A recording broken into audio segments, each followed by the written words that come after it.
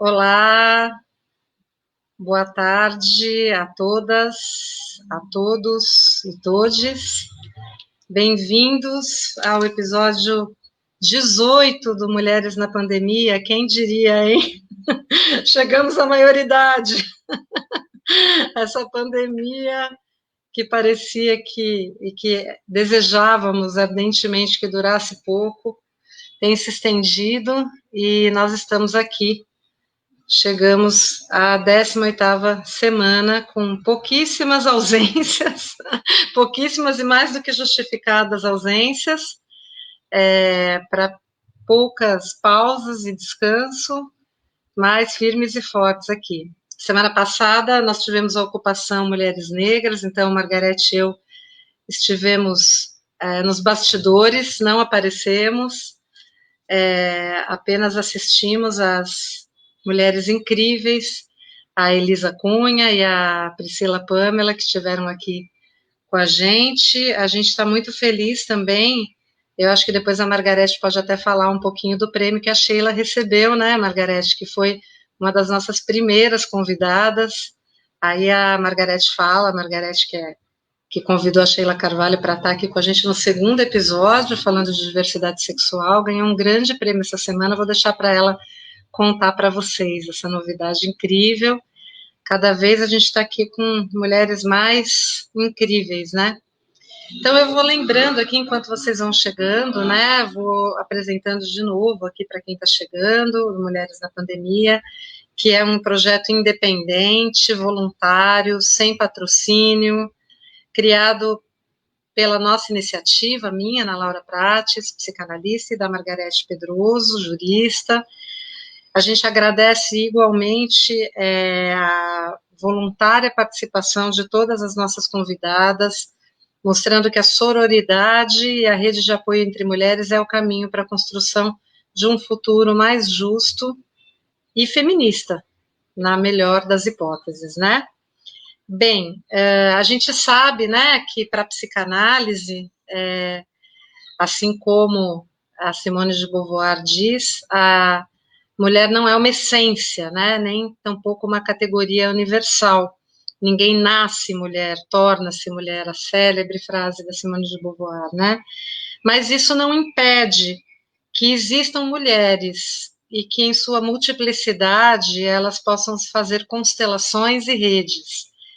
Uma palavra que ainda nos soa estranha, sororidade, diz dessa solidariedade entre mulheres a ser construída e sustentada a partir da diversidade.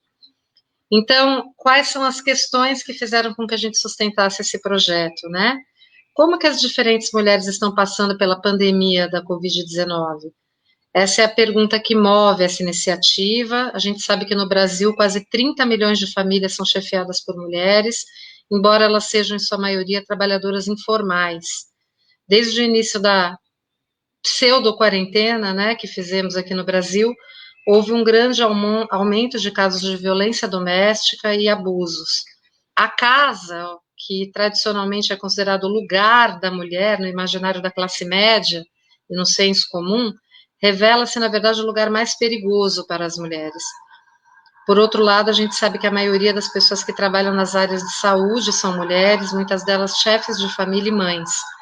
A pandemia, bem como a necessidade da quarentena, revelou uma rede de cuidados invisível, sustentada por mulheres, sem a qual a sociedade não poderia funcionar do modo como estamos acostumados.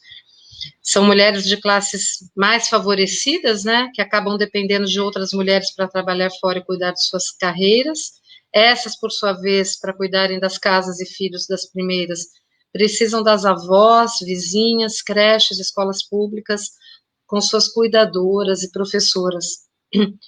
O que pensam essas mulheres? Que experiências elas podem compartilhar? Como podem tornar mais visível essa rede de cuidados de modo que seja mais valorizada no mundo pós-pandemia? Como essas vozes silenciadas das mulheres podem ser escutadas? Como seus corpos vulnerabilizados em sua especificidade estão vivendo esse momento? Como é ser mãe, adolescente, amante, professora, feminista, cientista, mulher do campo, prostituta, durante a pandemia, como mulheres idosas estão lidando com essa situação, como as mulheres indígenas, as mulheres pretas estão passando por essa experiência, como estão as mulheres na linha de frente. Essas e outras questões vêm sendo debatidas, né, há 18 semanas com as nossas convidadas. Então, a gente convida vocês a virem participar dessa conversa, né? Hoje, especialmente, né? A gente teve a felicidade, o prazer, a alegria de convidar essas incríveis mulheres do movimento do Sem Terra, né? Eu queria falar um pouquinho para vocês aqui do movimento do Sem Terra, para quem não conhece, que é um movimento dos trabalhadores rurais, um movimento de ativismo que teve origem nos anos 80, enquanto oposição ao modelo de reforma agrária imposto pelo regime militar nos anos 70. O MST tem como objetivo principal a redistribuição das terras improdutivas. A gente sabe que no auge do êxodo rural, migração de 30 milhões de camponeses para as cidades, o MST surge como resistência com o apoio da Pastoral da Terra, sindicatos de trabalhadores rurais e etc. O primeiro encontro nacional dos trabalhadores rurais sem terra deu-se em Cascavel, no Paraná, em 84, momento de fundação do MST. Além da motivação da distribuição da terra, o MST orienta-se também pela agroecologia, a preservação do solo, da água e do meio ambiente, e defende uma agricultura familiar que produz alimentos saudáveis e sustentáveis. Atualmente é o maior produtor de arroz orgânico produzido nos assentamentos do Rio Grande do Sul. Participam da produção do alimento 364 famílias de 14 assentamentos situados em 11 municípios gaúchos, né? E apesar desses valores e de suas conquistas, o MST continua sendo acusado e muitas vezes criminalizado e atacado pelo agronegócio e pelo atual governo que o estimula e fomenta, provocando os desastres ambientais que estamos assistindo na Amazônia e no Pantanal. Em relação especificamente à questão de gênero, lemos no site do MST que, desde a criação do movimento, sempre esteve presente o desafio da participação e envolvimento de toda a família, né, no processo de luta. Homens, mulheres, jovens, idosos e crianças são todos e todas protagonistas de sua própria história. A participação das mulheres possibilitou a organização de coletivos de auto-organização, discussão sobre sua situação de opressão de classe e gênero. Com isso, o setor de gênero tem a tarefa de estimular tal debate nas instâncias e espaços de formação, produzir materiais, propor atividades, ações e lutas que contribuem para a construção de condições objetivas para a participação igualitária de homens e mulheres, fortalecendo o próprio MST. Então, o episódio 18 de Mulheres na Pandemia recebe as mulheres sem terra para debater a questão da produção agrícola, da segurança alimentar e também da devastação ecológica que assola o nosso país. Vou passar a palavra para a Margarete, que vai agora mesmo também falar algumas palavras para vocês, antes da gente passar a palavra para as nossas queridas convidadas. Então, Margarete, é com você, abra aí seu microfone. Bem-vinda de volta. Obrigada. Quanto tempo, né? Apesar que semana passada a gente estava aí nos bastidores, só como coadjuvante, né? Boa tarde a todas, a todos, a todos que estão aqui mais uma vez. Estava morrendo de saudade de estar aqui. Acho que a Ana Laura ela fez uma boa retrospectiva aí do que foram essas 18 semanas, né? Que foi um pouco mais que 18, mas os 18 episódios. E a gente teve a possibilidade, né, de ouvir várias falas, né, de vários lugares diferentes. Eu acho que isso que é o mais magnífico. Mas o mais importante, todas se complementando, né? Então, hoje, quando a gente vai falar de sem terra, e a gente pode fazer essa intersecção de gênero, de política, porque nós falamos de mulheres na política também, da questão ecológica, que a gente falou muito quando ouvimos as mulheres indígenas, quer dizer, como esses assuntos todos se interseccionam. e todos, quando a gente faz essa intersecção com gênero, raça e classe, como que esses assuntos se conversam, e assim que deve ser, né, que isso tem que se conversar, isso tem que se entrelaçar, e o quanto, que é o que a gente sempre fala aqui toda semana, né, quanto essas redes de intersecção são importantes e nos tornam mais fortes, né, nos tornam mais poderosas e capazes de resistir, que é o mais importante, né? Vamos falar um pouquinho do prêmio da Sheila, antes da gente começar propriamente o assunto do dia, né? Que a Ana Laura se referiu, e eu acho que merece mesmo destaque.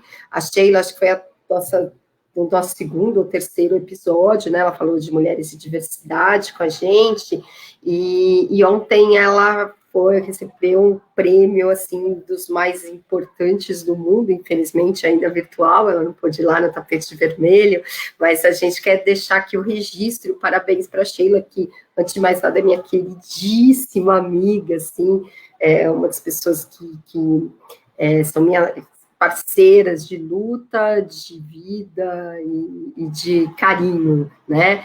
A Sheila Carvalho, ela é uma militante do movimento negro, e de direitos humanos, e ela foi escolhida e premiada por ser uma das 100 mulheres negras, aliás, pessoas negras, né, mais influentes no mundo na defesa de direitos humanos, pela ONU. Então, ontem, na 75ª sessão da ONU, ela foi escolhida entre as 100 pessoas negras mais influentes no mundo, na categoria defensora de direitos humanos. Então, parabéns, Sheila, um grande orgulho para Mulheres da Pandemia ter tido você aqui, e conte com a gente nessa luta, porque lutar sozinho é impossível, né, e a gente está aqui para mais do que isso, a gente está aqui para compartilhar da luta junto e contribuir dentro da nossa porção de privilégio que a gente tem, né. Bom, falar um pouquinho de hoje, é uma grande honra estar aqui, eu sou fãzaça do MST, assim, de carteirinha, acho que o movimento, ele é um dos movimentos mais organizados da sociedade civil que nós temos no Brasil, em todos os sentidos, organizados em termos de gestão, em termos de importância política, e também em termos de olhar para o gênero, para a raça e para todas as outras diversidades, né? Eu conheço de perto o trabalho do MST, sei da luta, não só pela terra, mas também pelo alimento digno, pela igualdade, e então eu acho que hoje o MST não é um movimento só de luta por terra, né? É um movimento político, e um movimento político da mais alta importância, e cuja organização os próprios partidos se inspiram, e devem se inspirar, porque é um movimento que realmente hoje tem destaque na vida política,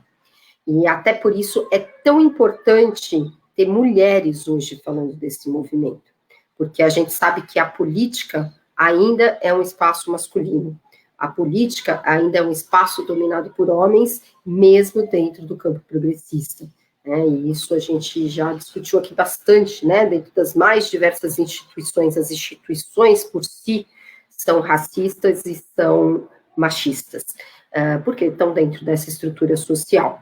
E eu acho que é bem importante a gente trazer aqui duas mulheres para falar deste movimento político, e que hoje é institucionalizado também, mas que se propõe a ser diferente dentro da parte organizativa.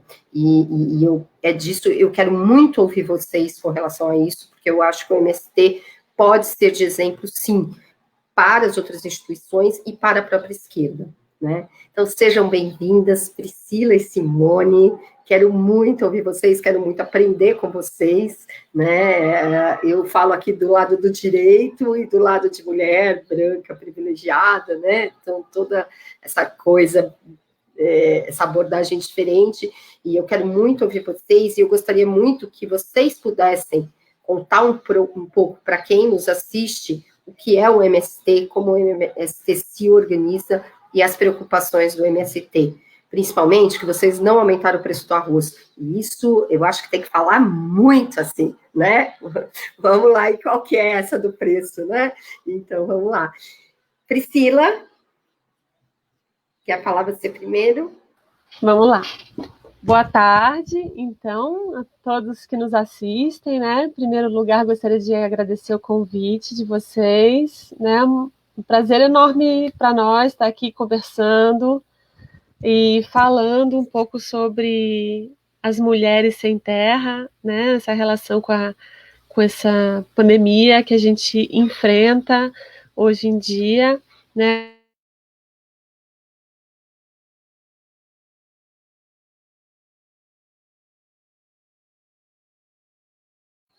Ela congelou, Ana Laura. Né? Moro no centro do estado.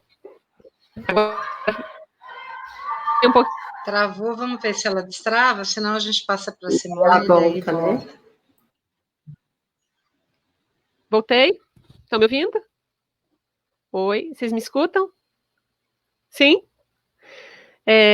Então, moro no assentamento contestado, que fica no município da Lapa, próximo a Curitiba, né? Fica a 60 quilômetros de Curitiba.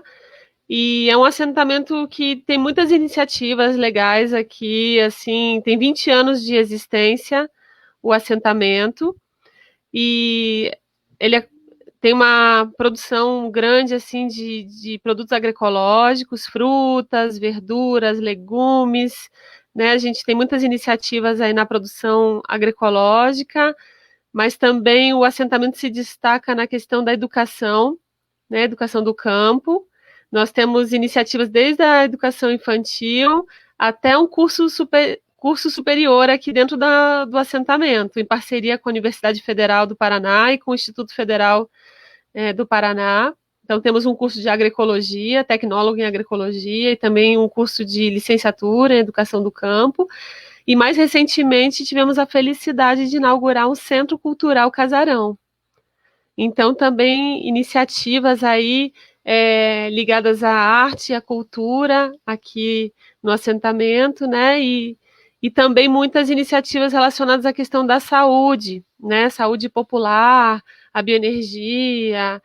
Então, é um lugar bem, bem interessante, assim, né? E, assim, a gente teve que mudar completamente, né, o nosso jeito de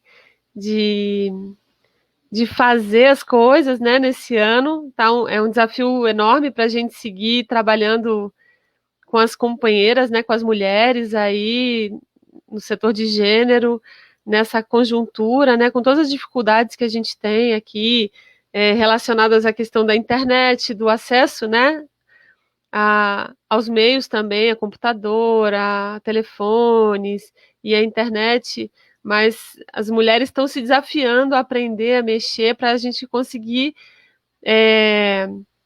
seguir conversando e fazendo algumas atividades, né? Acho que o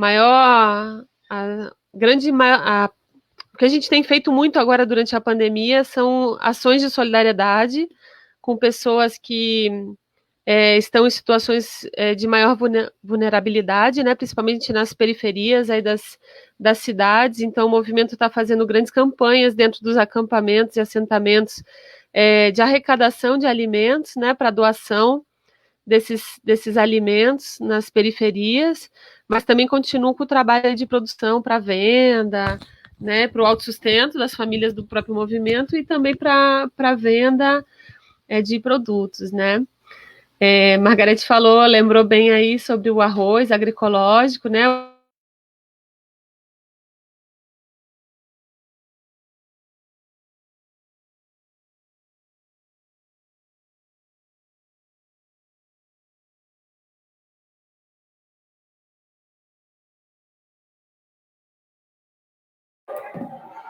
Congelou, Ana.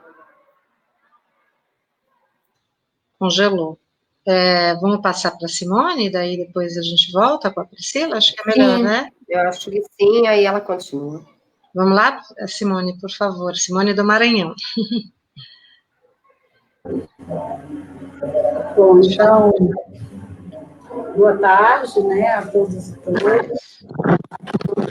sol ainda, logo, logo vai melhorar.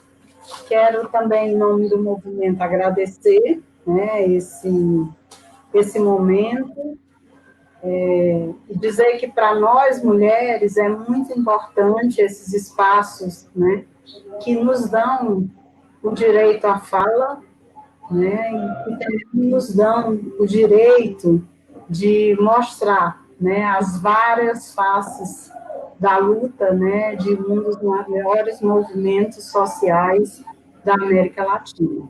Então, eu queria primeiro fazer uma contextualização sobre o lugar, né? Quando a gente fala do Movimento Sem Terra, nós estamos falando de um movimento social que tem 390 mil famílias organizadas, né? Nós temos 100 cooperativas, 96 agroindústria, né, e quase 2.000 associações. Ou seja, o assentamento, essa luta que o MST faz pela terra no Brasil, né, já há 36 anos, ela é uma luta que ela tem como bandeira principal a terra, né, mas, sobretudo, essa luta que se colocou num potencial de luta de classe, que é a luta para que a terra cumpra a sua função social, que é a de produzir alimentos, né? Então, essas são as nossas principais bandeiras de luta, né? Então, quando o número de famílias ele ocupa uma terra, né, a gente tem, sobretudo, essa perspectiva, né, de que o MST estando em um município, ocupando uma terra, né, ou seja, nós vamos construir, né, a possibilidade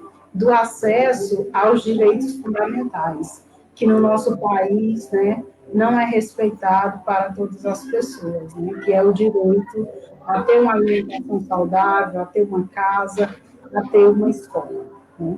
Então, o MST, ele é organizado, né, em diversos setores, né, ou seja, assim como nós temos o setor de gênero, nós temos outros setores, como o setor de saúde, né, o setor de produção, e esses setores, de alguma forma... Um passeio. Oi? Esses setores, né, eles são uma forma de ajudar a dar essa centralidade política.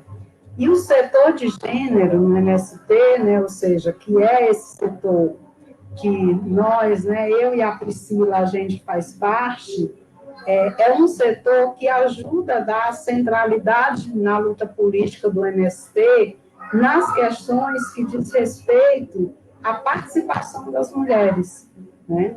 Mas também ajuda a dar centralidade à luz da nossa ação prática, da nossa ação combativa e da nossa ação emancipatória, né?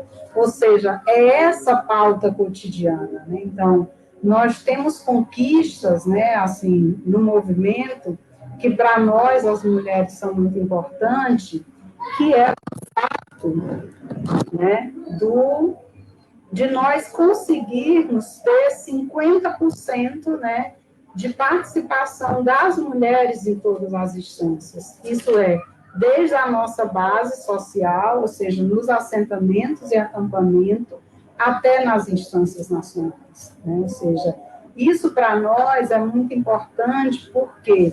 Porque nós tem essa questão que é estrutural, né?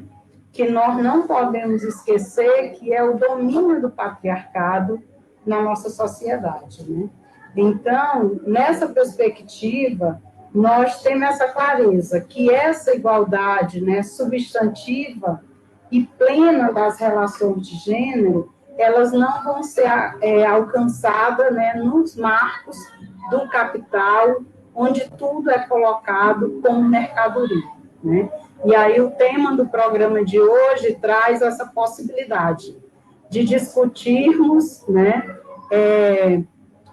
essa questão do preço dos alimentos, mas, sobretudo, as questões mais estruturais relacionadas à soberania alimentar, a função social da terra e a função social das políticas públicas e da participação das mulheres.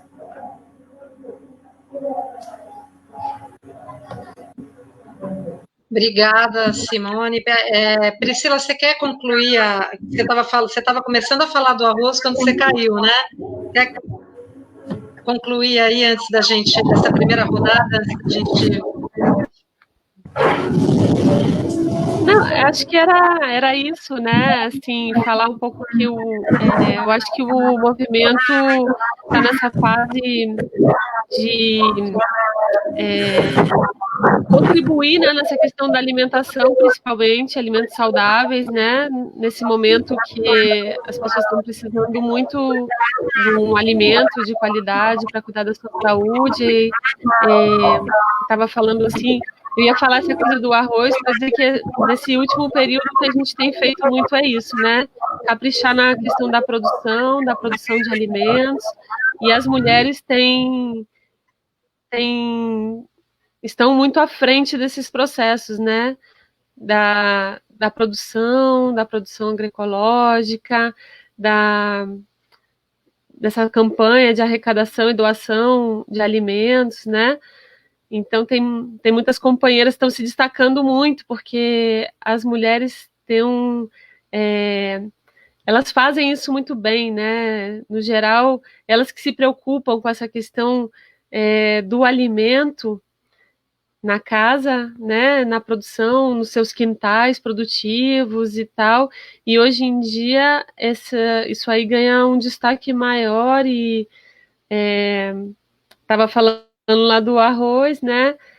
É super importante o movimento nessa política de manter, né, também o preço do arroz e não elevar nesse momento, né? Não tem motivo, enquanto as pessoas não pensam nisso e elevam.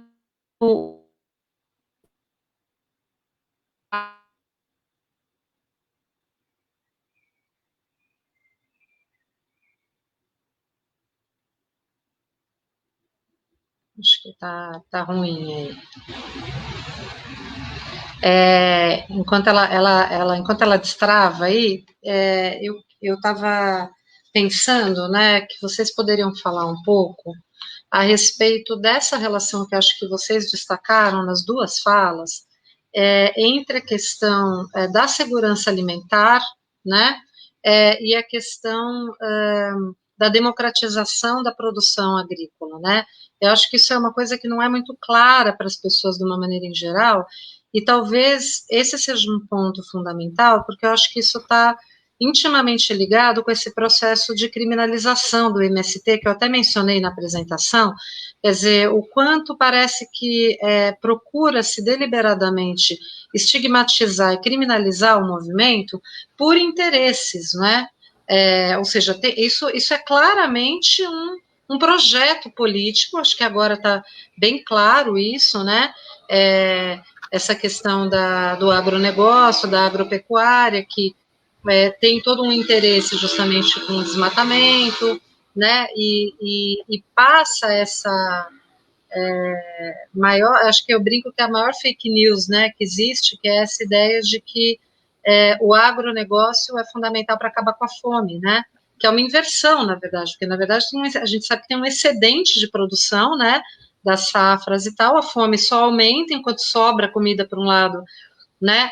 E a mecanização do trabalho também, quer dizer, falta por outro, e essa conta nunca fecha, mas vende-se essa ideia, né, de que o agronegócio tem a ver com desenvolvimento, e que então não tem jeito, tem que explorar, então tem que desmatar, então, enfim. E eu acho que, então, essa política, né, de criminalização do movimento, ela está intimamente ligada a esse projeto político, né, do capitalismo, enfim. Isso é uma coisa, né? A outra coisa é isso que vocês falaram, né? A Priscila até estava falando que ela é educadora agroflorestal, né? Quer dizer, o quanto essa questão da educação sempre esteve presente na própria origem do movimento também. E aí eu acho que também dá para pensar um pouco nessa questão do setor de gênero, né, com o papel das mulheres e das crianças, ou seja, que é uma outra concepção de sociedade, que acho que a Margarete tem razão, né? Quer dizer, que tem muito a ensinar também, inclusive para outros movimentos sociais, né? Então, se vocês pudessem falar um pouco disso, até para quem não conhece muito, né, essa questão de que são, né, das terras improdutivas, da importância disso, né, para pensar na democratização da produção agrícola e de quanto isso é fundamental para um projeto econômico e político mais democrático, né? Uhum. Vamos lá. Vocês me desculpem que a internet aqui está oscilando muito, né? Falei para as meninas antes que está ventando bastante, está ameaçando chuva e está bem ruim, né? Mas eu acho que é isso, né? Comentar um pouco sobre essa questão. O movimento, ele ocupa áreas, né, que estão improdutivas ou muitas vezes quase sempre degradadas, né? E ali, a partir dessa ocupação, que é uma forma de pressão para destinar essa terra para a reforma agrária, né? Já começa um trabalho de recuperação dessa terra, né? Dessas terras que foram degradadas pelo agronegócio, né? Então começa um trabalho de recuperação nessa terra, ao mesmo tempo que a gente começa um trabalho com as pessoas que estão ocupando essa terra, né? O movimento sempre nesse processo, né, de organização do povo, a luta ensina, forma muito, e aí inicia um grande processo de recuperação dessa terra, de organização do povo, né, para produzir nessa terra, e é um processo muito bonito, né, e depois de um tempo, assim, algumas áreas que são acampamentos viram assentamento,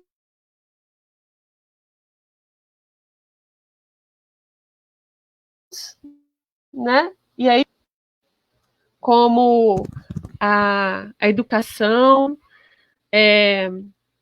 tem que organizar a escola, organizar, né, a questão da saúde, organizar todas as condições para as pessoas viverem no campo, viver com qualidade, né? Então, é um processo bem amplo e complexo, né? Muitas coisas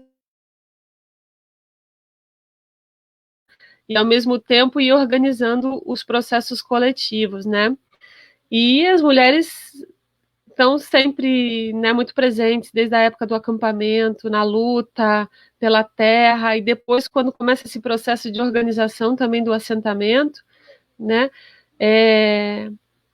contribuem em várias escalas, né, no lote ali onde elas vão desenvolver uma produção para que primeiro objetivo é para a questão da alimentação, né, e depois também para a questão da renda, da família e tal.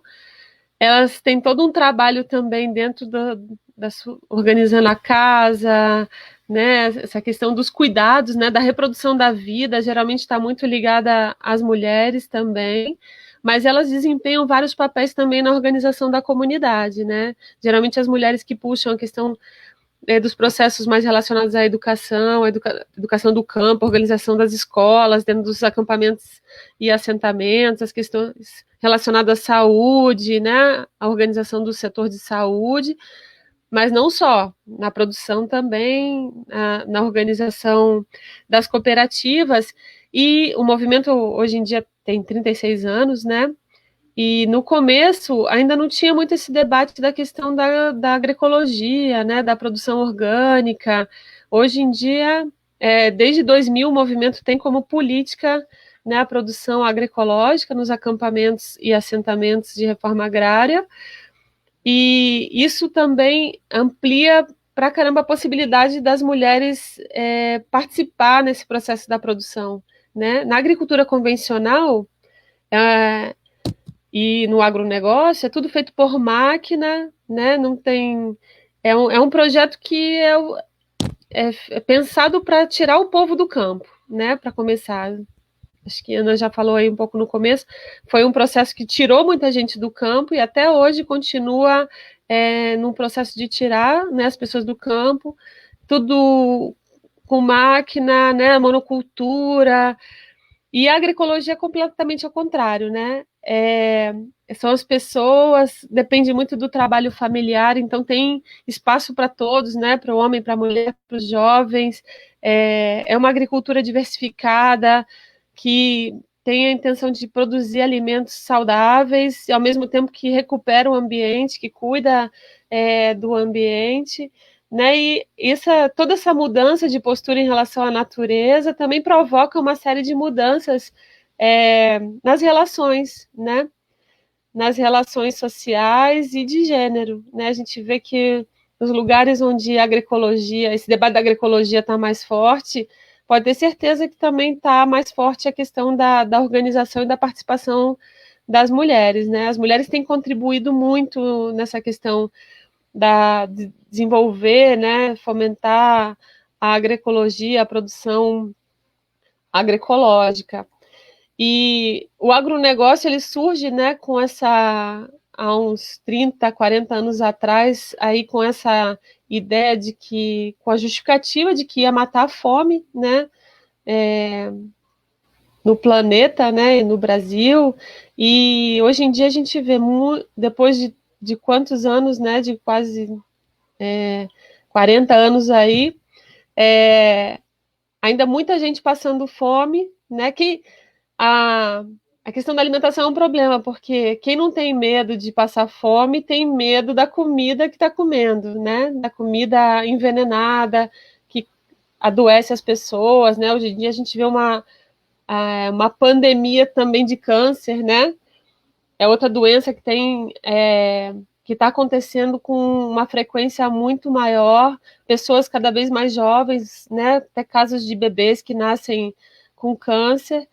Então, é super importante a gente estar trabalhando nessa nova matriz, né, que é a agroecologia, e ela, com certeza, promove também uma mudança nas relações, né, e as mulheres estão muito à frente desse processo, e é um processo que alimenta tanto a questão da organização das mulheres, como também a agroecologia reforça, né, a participação das mulheres, e as mulheres reforçam a questão da agroecologia. E a gente vê que, né, as pessoas nos assentamentos, nos acampamentos, num momento igual a esse, estão desenvolvendo um trabalho bom, importante, nesse ponto que a gente consegue até doar alimentos, né, para outras pessoas que estão num processo mais vulnerável. Por exemplo, aqui no Paraná, só nesse período, desde de março, abril, ali, a gente já doou 500 mil de quilos de alimentos, né, para as populações aqui nas periferias de várias cidades do Paraná, né, aqui no Paraná a gente tem 320 assentamentos, né, 18 mil famílias sem terra, que estão distribuídos aí em 80 municípios diferentes do estado, né, e essas famílias assentadas, né, já conseguiram doar essa quantidade de alimentos aqui para as populações mais vulneráveis. Acho que, por enquanto, vou ficar por aqui, deixar a Simone falar um pouquinho também.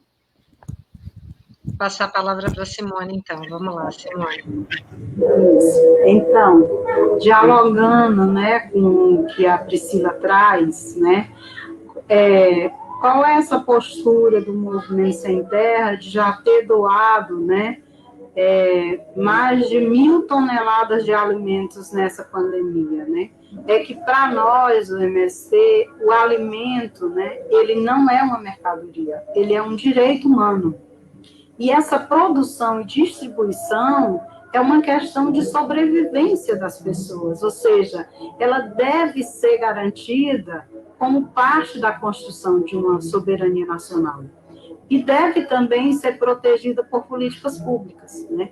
Então, nós podemos aqui trazer um dado que é conjuntural, mas também que faz parte, né, do projeto genocida, né, desse governo, que é o desmonte dos órgãos que protegiam, né, tanto a pequena agricultura, como é o desmonte da Conab, o desmonte dos programas de compra antecipada de alimentos de pequenos agricultores também foi completamente desmontado, o desmonte do PENAI, que era um programa, né, onde 30% das compras para a merenda escolar deveria vir dos pequenos agricultores, né, e de uma produção de alimento saudável, né, ou seja, agroecológico, também está completamente desmontado, e sem falar do CONSEA, né, que era o Conselho de Monitoramento e Avaliação de Políticas Públicas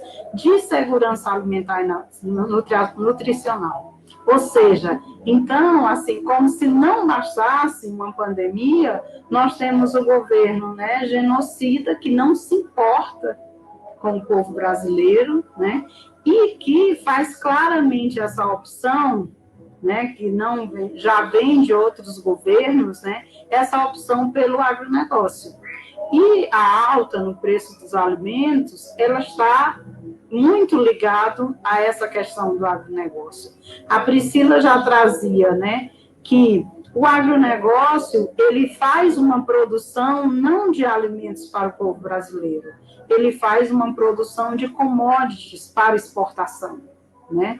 Ou seja, é a soja, né? Então, são vários os produtos que são produzidos para exportação, ou seja, isso não é produção de alimentos, né? No Brasil, 75% dos alimentos são produzidos pela agricultura familiar. Mas agora, né, só para a gente trazer mais um pouco desse elemento conjuntural, é que estava aprovada na Câmara e no Congresso, né, a PL 735, que era uma medida de um auxílio emergencial para a produção de alimentos, né, de R$3.000 para 1 milhão de agricultores, e que mesmo tendo sido aprovado no Congresso e na Câmara, né, o governo Bolsonaro vetou, né, ou seja, não dá essa possibilidade de quem de fato consegue produzir comida e comida de qualidade cumpra o seu papel, cumpra também, né, a sua função para a sociedade. E aí nós não estamos falando só dos agricultores, do pequeno agricultor do MST, nós estamos falando de toda a pequena agricultura, né? Então, esse modo de vida, né, camponês, ele é uma aliança importante com a cidade, né? Nessa perspectiva de manter a saúde, de manter a qualidade de vida, de você saber de onde a sua comida vem, né? E não... Então, esse período da pandemia, ele simplesmente acirrou muitas das questões e contradições que já estavam postas, né? Ou seja, não está acontecendo algo de novo, né? As coisas estão piorando, né? E nessa perspectiva, com esse tema das mulheres, é muito importante isso, né? As mulheres no MST têm que ser organizado em várias frentes dessa solidariedade, né? Com as mulheres do campo e da cidade. Uma é essa que a Priscila colocou, que é a de doação de alimentos saudáveis, né, nas periferias das cidades. Nós temos um assentamento no Pará, que é a 17 de abril, que as mulheres, de um coletivo de mulheres, produziram 5.000 máscaras para fazer doação. É produção de álcool, né, produção de sabão líquido, ou seja, tudo nessa perspectiva de ajudar na prevenção e no combate também à pandemia. Queria destacar ainda aqui 2 campanhas que para nós mulheres é muito importante, né?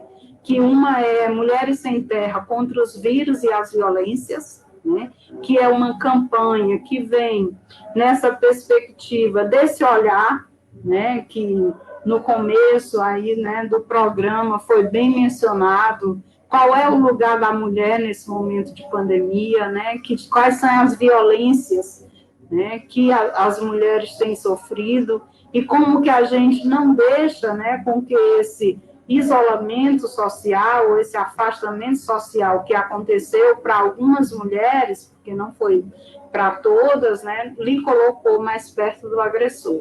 Então, nós fizemos várias campanhas nesse sentido, né, junto com a alimentação que a gente doava, ia um pouco de erva medicinal, um card, né, com algumas orientações sobre os vários tipos de violências. Então, tudo isso são ações que nós, mulheres do MST, fomos organizando de forma combinada, né? Como é que a gente faz o processo do debate sobre a importância da alimentação saudável, mas também não esquecemos das questões dos desafios que as mulheres têm, né? Assim como tem uma campanha, né, que ela é muito...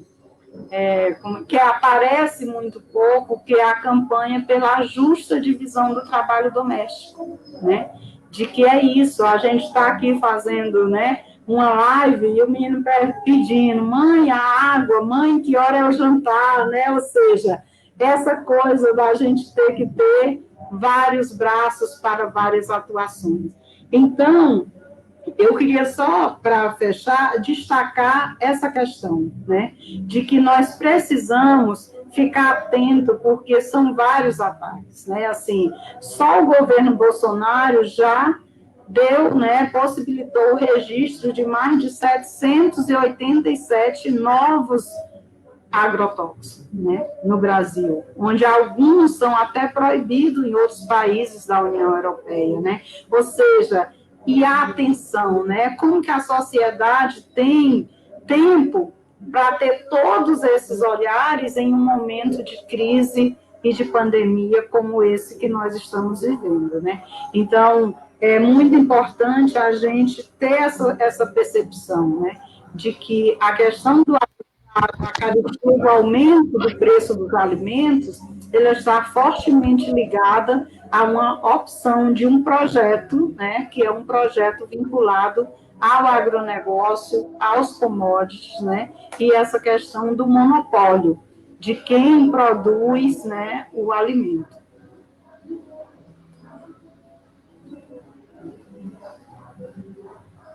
Quer falar um pouquinho, Margarete? Na verdade, eu queria fazer uma questão, e aí eu gostaria que a Priscila e a Simone pudessem explicar um pouquinho essa coisa de estrutura de poder do MST, organizacional. Eu acho que isso é bem interessante para que a gente conheça um pouco a estrutura do MST, entenda um pouco como que é essa distribuição de poder, né, e qual a filosofia que está por trás disso, principalmente no tocante à divisão igualitária, né, e como que a questão de gênero é trabalhada com isso, né, porque a gente, acho que as duas falaram uma coisa que é bem interessante, mas que ao mesmo tempo, a mim, incomoda um pouco. A mulher é responsável pela educação dos filhos, a mulher é responsável pela alimentação. O quanto a gente é responsável por tudo isso porque a gente nasceu assim, né? Ou o quanto isso é uma imposição social? E como romper um pouco com esses paradigmas? Por que a mulher é responsável pela alimentação? Por que a mulher é responsável pela educação dos filhos? E por que na hora de fazer política, na hora de disputar poder, na hora de, enfim, né, ir para além do lar, aí é o homem que ocupa esses espaços, né? Por que não o contrário? Né? Então, eu acho que quando a gente fala, né, do MST, eu acho que a gente está muito dentro dessas duas coisas, porque a gente está discutindo terra, alimento, mas também a gente está discutindo política, né? Eu acho bem interessante, porque eu fiquei encantada com a experiência do MST, longe de achar que isso é ideal, que é idealizar, porque eu acho que a gente ainda também tem que caminhar, né? Nós não vamos nos conformar nem com uma estrutura que é um pouco melhor do que do resto, né? Mas não significa que ainda seja ideal. Eu sei que vocês, mulheres do MST, caminham muito por isso e lutam muito pela igualdade de gênero, mas eu acho que vocês têm um caminho aí que já é um direcionamento disso, né? E esse questionamento das funções determinadas para as mulheres, Eu, assim, vou até aqui abrir meu coração. Eu detesto isso de que nós, mulheres, somos responsáveis pelo cuidado, nós, mulheres, somos responsáveis pela educação. Odeio grupos de mães de escola, odeio grupos de mães que discutem culinária, quando só tem mães, né? Por que não pessoas que falam de alimentação, pessoas que falam de educação dos filhos, né? Afinal, filho é feito normalmente, né, por um espermatozoide ou um óvulo. Mas é isso, né? Então, assim, eu queria que se vocês pudessem abordar um pouco essa experiência, principalmente experiência política, com relação à luta pela igualdade de gênero dentro do movimento, eu queria ouvir um pouco vocês, tá? Por onde a gente começa? Agora a gente inverte. Começar pela Simone, para inverter? Então, vamos lá, Simone. Assim, a gente sempre diz que nós, no movimento, nós tivemos muitos avanços, né? Primeiro porque numa sociedade patriarcal, né, com um sistema estruturante dominante que é a propriedade privada, sobre nós, mulheres de todas as classes, né, claro que de algumas classes mais que outras, né, se impõem padrões de comportamento, padrões de dominação, né, que é essa lógica que a gente chama capitalista, né, onde tudo se torna mercadoria. E a gente sempre discutiu muito no MST essa questão da divisão sexual do trabalho, né? Ou seja, sempre foi uma pauta. Né? Então, hoje, nós temos, né, para participar das nossas reuniões, nós temos cirandas infantis, né? Nós temos uma divisão de trabalho para que as mulheres possam participar de forma igual, né? Porque sempre teve uma época de que só a maioria, as mulheres só levavam os filhos para as reuniões, os companheiros não levavam, né? Então, isso é a partir desse debate das relações de gênero, que são imprescindíveis para que essa mudança estrutural aconteça, é que nós estamos fazendo essas mudanças, né? Ou seja, quando eu destaquei no início que para nós, né, 50% de mulheres hoje estão nas instâncias nacionais, ou seja, é uma linha política, isso é muito importante, porque quem é que tem mais tempo da forma que a nossa sociedade está organizada? E isso, para nós, esse debate, a gente estrutura ele desde a nossa base, dos nossos núcleos na base, até as instâncias nacionais, porque nós queremos todas as mulheres empoderadas. E a gente discute que não basta produzir alimentos saudáveis, nós temos também que ter relações saudáveis. E é por isso que a gente faz, né, todos esses debates dos setores em todas as instâncias do movimento, né, que diz respeito aqui à participação das mulheres, ou seja, né, para você se sentir parte, você tem que participar. Ou seja, então não é só, nós não queremos só uma ou outra, nós queremos que todas as mulheres participem, né? Ou seja, cada uma na sua vez, a partir do seu lugar. E aqui nós estamos destacando muito essa questão da participação das mulheres, por quê? Porque essa resistência ativa e participativa na luta, ela foi necessária ser construída. Né? Porque senão o lugar da mulher, sim, seria só em casa, só no trabalho doméstico. E o que o movimento vem fazendo é esse lugar da mulher na política, na resistência. Eu estou lá na produção agroecológica. Enquanto isso, a gente organiza quem é o coletivo que vai fazer a alimentação do dia.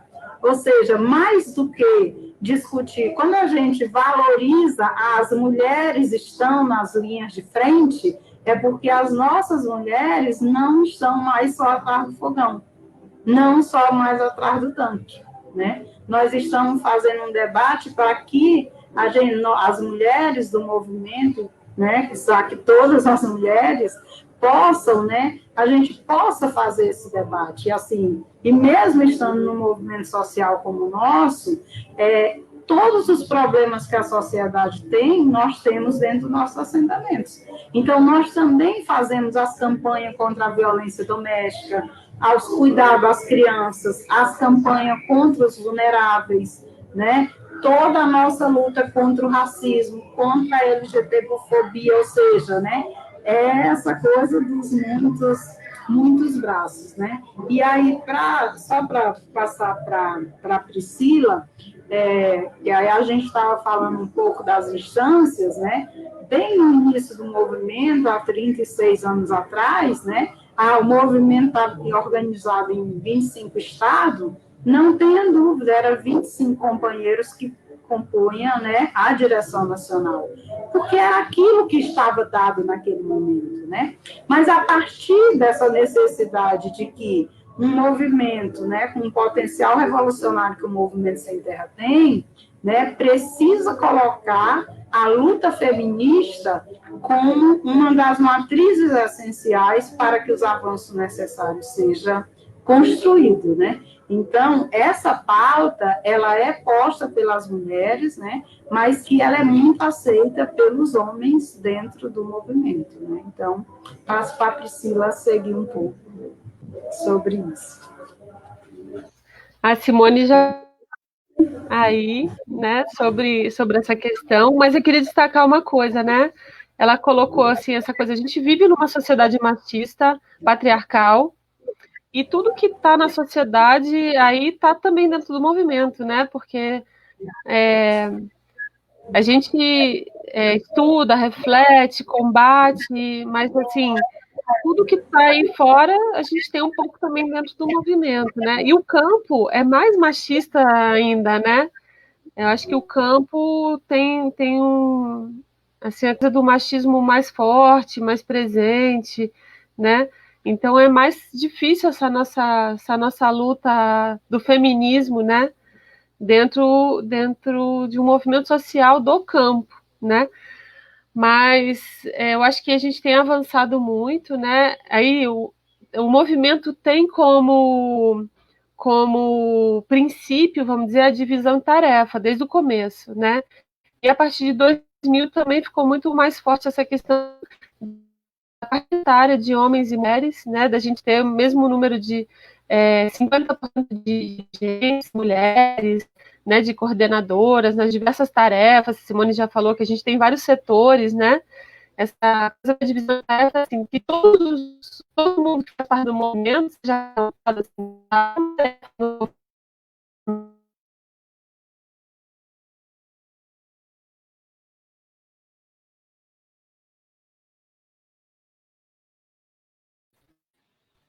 Vamos ver se ela volta. Acho que congelou de novo. Às vezes ela volta rapidinho, às vezes demora mais um pouco. Vamos só esperar. Priscila, se você estiver ouvindo, dá uma desligada na câmera e volta, às vezes melhora. Desliga e liga de novo a câmera. E tanto? Vocês me escutam? Tá congelada. Tá desliga cortando. E liga a câmera de novo.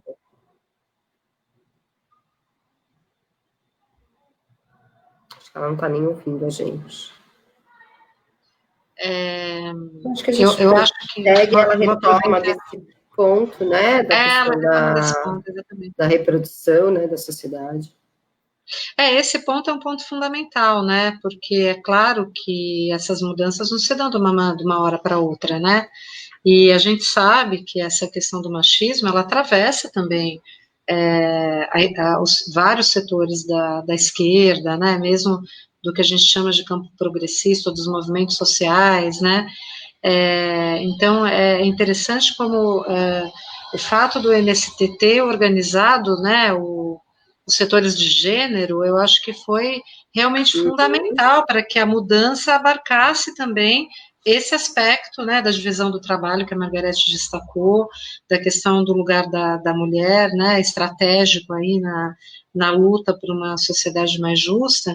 Agora, eu até compartilhei aqui, né, o comentário do Leandro, né, do Leandro de Oliveira Silva, que, aliás, a quem eu agradeço, porque foram o Leandro e o Fran, né, que acabaram me apresentando justamente para o Alexandre, né, do setor justamente de LGBT, do MST, que eu acho que é um outro aspecto interessante, que me levaram acabando falando com a Lu, que me apresentou a vocês, e que graças, né, a ele, a essa rede, é sempre assim, né, Margarete, um vai levando para o outro, para o outro, para o outro.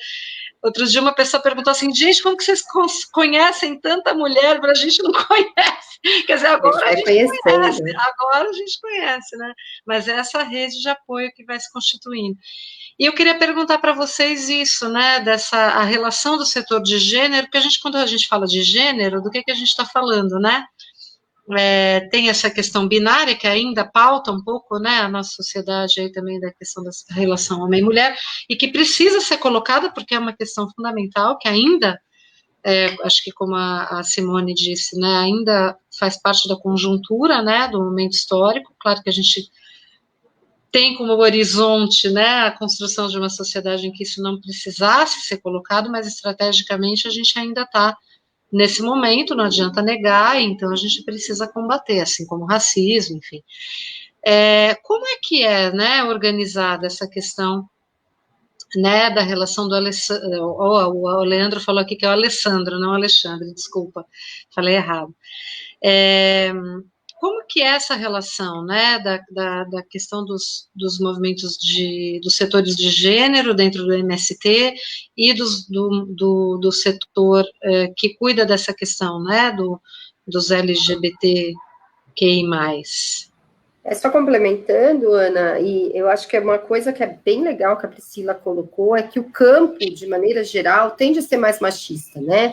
Até porque, tradicionalmente, estruturalmente, o trabalho do campo, o trabalho da força, né, está muito ligada a um conceito de masculinidade que é um estereótipo que nós temos. E dentro desse conceito da masculinidade, eu acho que fica muito difícil encaixar, né, a questão principalmente do homem gay, da pessoa bi, né, da pessoa trans. Então, eu acho que o preconceito fica mais estrutural ainda, né, e o combate disso se torna imprescindível. Então, eu só estou fazendo esse gancho, a questão, né, do quanto que o trabalho do campo está ligado a essa masculinidade, esse conceito de masculinidade estereotipada, né, e aí o quanto que isso também interfere na questão dos direitos da população LGBTQI+, e que estão lá no campo, né, e que querem produzir alimento, que querem ter terra, né, e, enfim.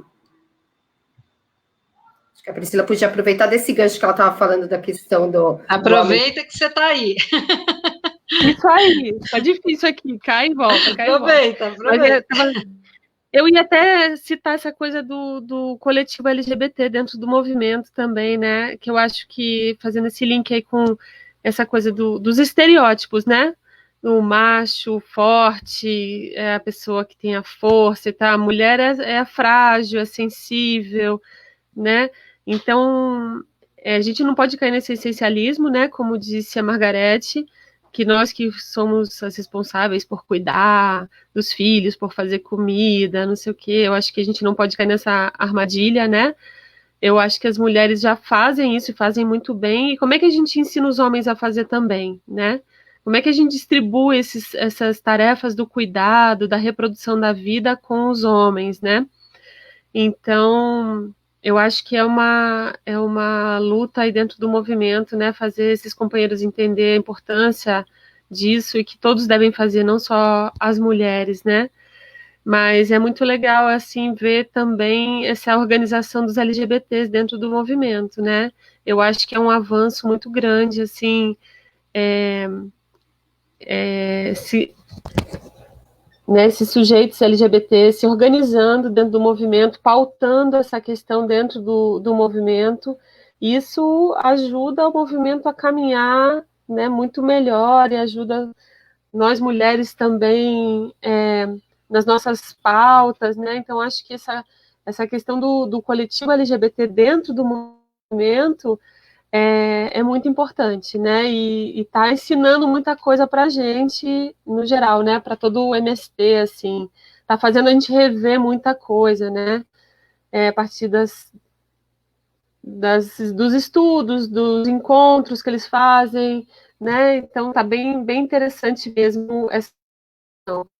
E eu ia falar também sobre a questão do... eu acho que é legal a gente falar aqui do nosso encontro nacional que a gente teve esse ano, né? Eu acho que as mulheres demonstraram uma capacidade imensa, né, de organização, de mobilização na base, lá nos acampamentos, nos assentamentos. Esse ano, no começo do ano, um pouquinho antes da pandemia, a gente fez nosso primeiro encontro nacional das mulheres sem terra, né? Então a gente reuniu mais de 3.000 mulheres lá em Brasília, né?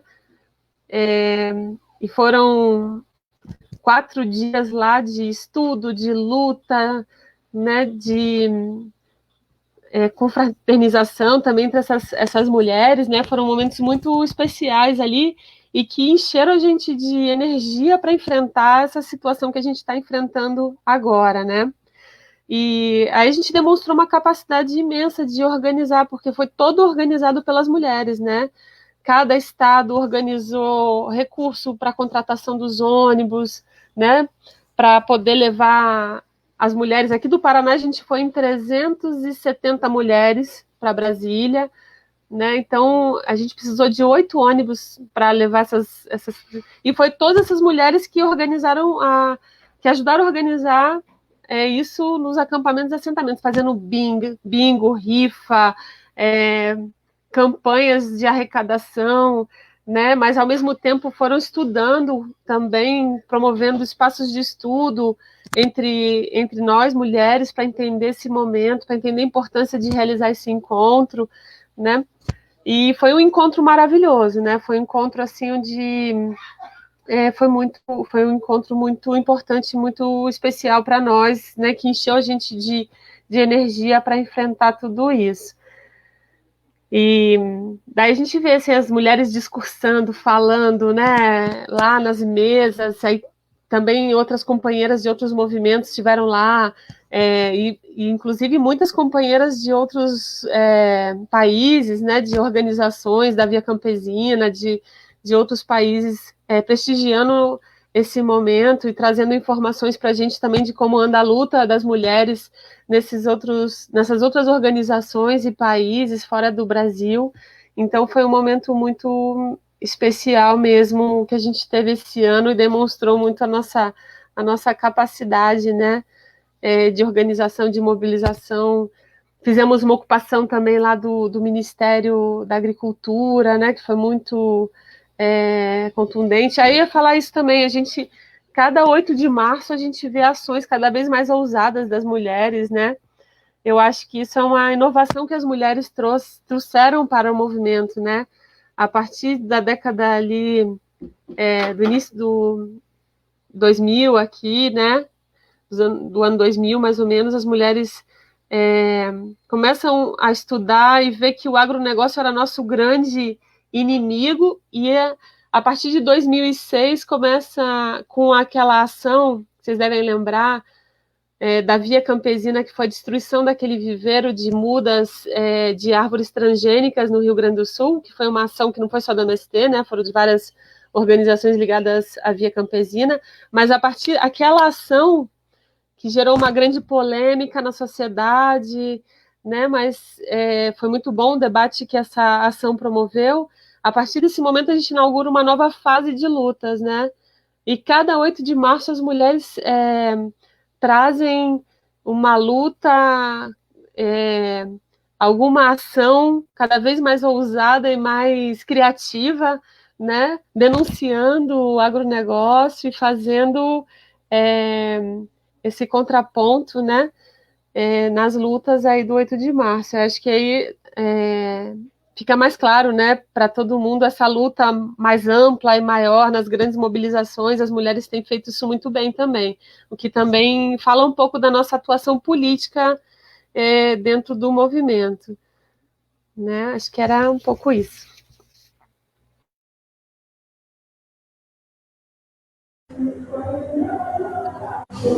Bom, né, então, sobre essa questão, eu queria, né, só para seguir isso que a Priscila traz, trazer, né, assim, nós temos alguns princípios que orientam, né, a prática do movimento, que tem ajudado com que a gente sobreviva esses 36 anos, né, tenha sobrevivido e siga sobrevivendo. E um deles é essa capacidade de aprender, né, com os próprios sujeitos que compõem o movimento e aprender respeitando, aprender incluindo, né? E aí eu queria destacar, a Priscila já destacou o princípio da divisão do trabalho, eu queria destacar o princípio do estudo, né? Então, essa é uma das formas, né, que a gente vai avançando, porque pelo princípio do estudo, ou seja, nós temos planos de estudos que eles são feitos desde as nossas bases, as nossas instâncias nacionais. Nós também já tivemos esses debates, né? Por que seguir sendo um setor de gênero se a gente tem um déficit enquanto mulher e nós ou ter um coletivo de mulheres do MST ao invés de ter um setor de gênero, né? Mas a reflexão é essa, é de que nós precisamos ter um setor de gênero onde inclua esses diversos debates, mas que isso não impede, né, e isso inclusive promove que tanto nós mulheres, né, como os LGBTs, a gente também possa ter os nossos espaços para os debates específicos, né? E aí nisso, assim, a gente pode destacar, você imagina uma reunião da Coordenação Nacional do MST, onde todo mundo vai estudar, sim, a questão LGBT, ou seja, nós precisamos entender onde vão estudar, sim, a questão dos vários tipos de feminismo e qual é o feminismo que mais se aproxima da prática, né, das mulheres do MST, ou seja, são tarefas para a organização, né? Assim como estuda a comunicação social, estudar também os temas, né? Tanto da realidade concreta, material de produção e reprodução da vida, mas também as questões da subjetividade, né? A gente costuma dizer que a nossa tarefa no MST é romper cercas, né? Aí a gente começa pela romper a cerca da terra. Tem uma camarada Jesus que trouxe, né, para nosso cotidiano, romper a cerca, né, do conhecimento, da educação, e é posto também esse romper a cerca que está posta, né, é a cerca das formas de amar também, né? Ou seja, então, é um aprendizado que ele é coletivo. Então, assim como nós temos os cursos de feminismo e marxismo no movimento, nós temos as noites antipatriarcal, né, onde os homens param para estudar, né, também quais são os tipos de violência contra a mulher, né, para aprender que não é só dando porrada, violência não é só se dar uma porrada, como é que há os outros tipos de violência, né, a violência psicológica, a violência patrimonial, ou seja, todo mundo tem que estudar para que todo mundo acumule esse conhecimento. E é importante a gente entender isso. E aí eu queria dar esse destaque que a Priscila também deu, né, de como o coletivo LGBT, ele é importante e tem nos ensinado muito, assim, para o conjunto do movimento, né, mas como que as mulheres estão organizadas possibilitou que o coletivo LGBT dentro do Movimento Sem Terra também se fortalecesse, né? Então, é um aprendizado, né, que a gente vai tendo no conjunto do movimento de se refazer, né, de se organizar e de trazer esses outros elementos. E aí nós temos também as nossas escolas, né, são mais de 2.000 escolas que nós temos nossos assentamentos e acampamentos, e nós temos o nosso calendário histórico, né, nós temos os nossos temas que são de estudos. Por quê? Porque todos esses temas, o da agroecologia precisa estar na escola, né, o da organicidade precisa estar na escola, mas todos esses outros temas no qual nós estamos conversando aqui, ele também precisa estar na escola, porque a gente acredita que essa transformação, ela passa, sobretudo, pela educação das nossas crianças, dos nossos jovens, né, dos nossos adultos, homens, mulheres, né, e idosos, né, ou seja, a gente diz que no MST não tem idade para aprender, né, a gente está aprendendo todos os dias, né, e é isso que a gente se coloca à disposição, né?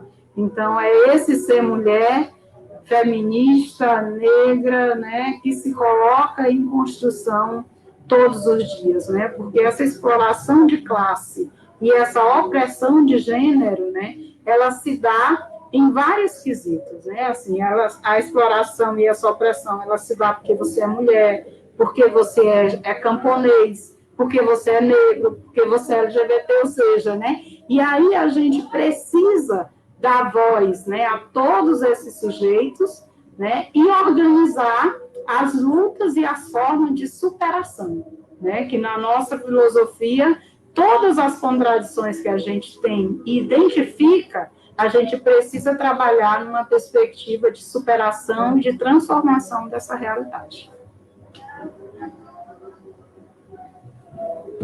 Bom, muito obrigada a vocês. A gente está se encaminhando aqui para o fim. Eu preciso agradecer, fazer os agradecimentos. Queria agradecer muito ao Francisco Rocha, que me colocou aí em contato com a Lucinéia, do setor de gênero, que, por sua vez, como o trabalho é sempre coletivo, né? E as decisões também, o próprio movimento indicou Priscila e Simone para estarem aqui com a gente hoje. Preciso agradecer também a Joana Waldorf, querida, que desde o começo tem feito todos os flyers para a gente, com uma rapidez enorme, porque é sempre de um dia para o outro, de uma semana para outra, né? E não podemos deixar de agradecer também a querida Vanina Muraro, nossa colega, amiga, psicanalista da Argentina, que faz esses desenhos lindos, né, do Mulheres na Pandemia, do Ocupação Mulheres Negras, ela disparou, assim, começou a fazer um monte de desenho, acho que ela vai fazer uma exposição lá na Argentina desses desenhos maravilhosos que ela produziu, e agradecer também à Rádio Cultura M de Curitiba, que transmite o nosso programa, nossa parceira, e a todos vocês que estão aqui, todas e todos e todos que acompanham a gente durante a pandemia, nesse programa que já tem virado aqui tradicional das tardes de sábado, né? Eu queria agradecer imensamente as falas preciosas da Simone e da Priscila, eu achei muito bonita, né, essa última fala, né, da Simone, dizendo que, na verdade, se trata também de formas de amar para além da cerca, né, e o quanto isso é uma construção, teria tanta coisa para a gente falar aqui, né, gente, desde o início o MST trabalha com essa questão da educação, da formação, das rodas de conversa, tem toda a questão da mística também, que eu acho que daria pano para manga para a gente falar, né, enfim, eu queria tanto, né, que a sociedade conhecesse mais o trabalho de vocês, mas fica aqui o convite para quem é de São Paulo, né, conhecer a Escola Florestan Fernandes, que é realmente acho que um paradigma, né, de todo esse trabalho coletivo, de todo esse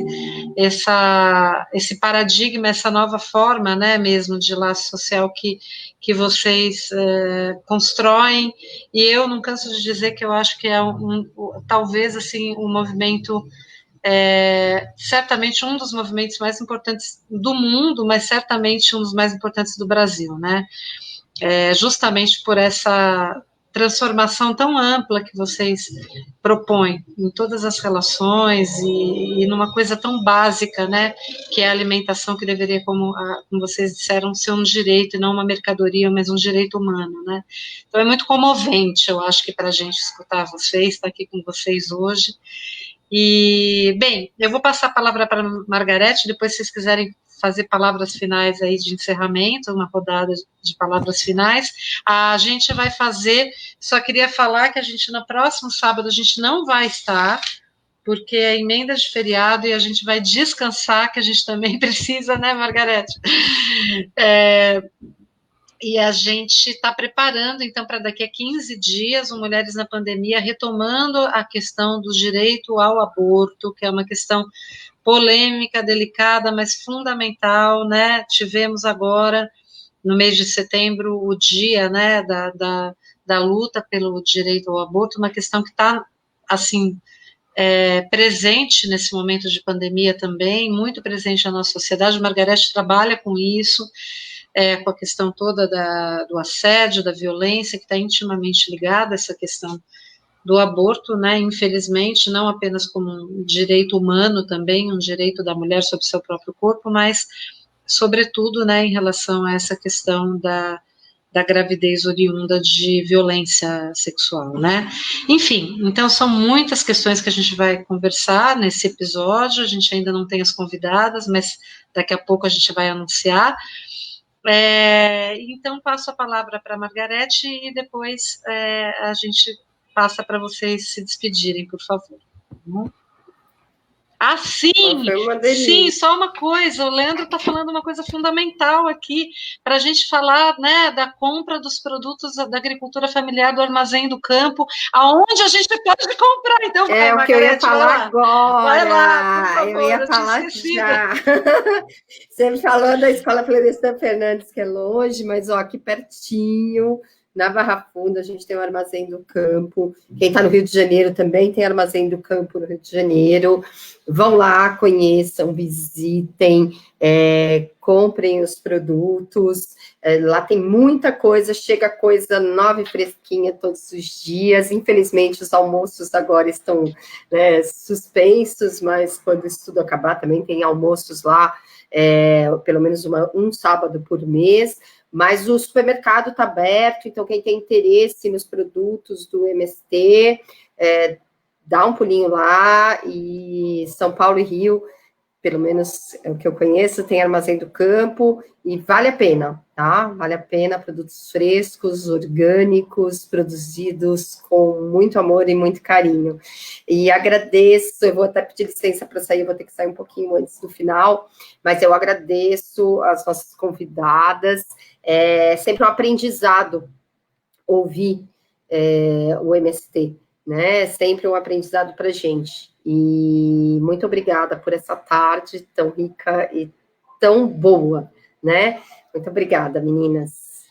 Vamos lá, microfones abertos. Por favor, não esqueçam de dizer aonde a gente pode comprar. A gente sabe, mas é bom que as pessoas saibam, né? Inclusive online e tudo. Eu deixei até o link aqui, né, do site, mas acho que vocês podiam falar um pouquinho antes de ir embora, né? Margarete, se precisar sair, a gente... Boa reunião aí. Vamos lá. Podem falar, meninas. Bom, então, Ana e Margarete, a gente quer uma alegria conhecer vocês e um presente. E bom, se toda live fosse tão gostosa e tão descontraída como essa foi, assim, né, de falar de coisas que são do nosso cotidiano, mas que são uma contribuição que a gente também acha que é importante esse diálogo, né? Então, queria agradecer, quero então falar do Armazém do Campo do Recife, né, que também está lá, com todos os produtos. Aqui em São Luís tem o Solar Cultural da Terra, Maria Firmina do Reis, que é uma casa cultural do MST, mas que também tem Armazém do Campo e tem Livraria da Expressão Popular, que é a nossa Livraria Balares, né? Então, na verdade, eu quero agradecer, em nome do Movimento Sem Terra, nos colocar à disposição, né, sempre que precisarem, para algum debate, quem quiser conhecer algum acampamento ou assentamento, né? Então, nós estamos à disposição e seguimos, né, com muita esperança de dias melhores para o nosso país, de superação dessa pandemia e de direitos respeitados para todos os homens, mulheres, jovens, crianças, né, do nosso país. Então, muito obrigada, viu? Estou muito feliz mesmo, né, por esse momento de diálogo. Gente, eu não posso deixar de dizer aqui, né, que a feira maravilhosa do MST que acontecia no Parque da Água Branca, aqui em São Paulo, né, que era um motivo de festa, de alegria, de, meu Deus, aquilo era a melhor coisa do ano, a gente ficava esperando para ir. E comprava aquele café maravilhoso, meu Deus, a cachaça, é tudo maravilhoso, né? E aí o Dória, nosso governador, proibiu. É importante a gente falar essas coisas, né, gente? Porque o Dória parece assim, tipo, eu falo que ele é o Bolsonaro de sapatênis, né? Assim, ele finge que ele é bonzinho, né? Mas assim, gente, a mesma política, parece que tudo que é alegria, tudo que é saudável, tudo que é, né, bom, bonito e barato, tudo que é uma coisa de destruição, assim, a política da morte, né? Eu acho importante que as pessoas saibam disso, né? E aí, Priscila? Eu ia falar das feiras também. Eu ia falar das feiras, porque as feiras acontecem em nível nacional, regional, estadual e local também, né? Muitos assentados e acampados da reforma agrária também fazem feiras aí nos municípios, pelo Brasil inteiro, né? Aqui em Curitiba a gente tem uma iniciativa que é uma sacola, né? Que é entregue em alguns pontos da cidade, assim, toda sexta-feira tem essa entrega das sacolas agroecológicas, as pessoas fazem o pedido pelo site, né? Que é Produtos da Terra, aqui o site aqui no Paraná, né? Na capital. Mas também eu acho que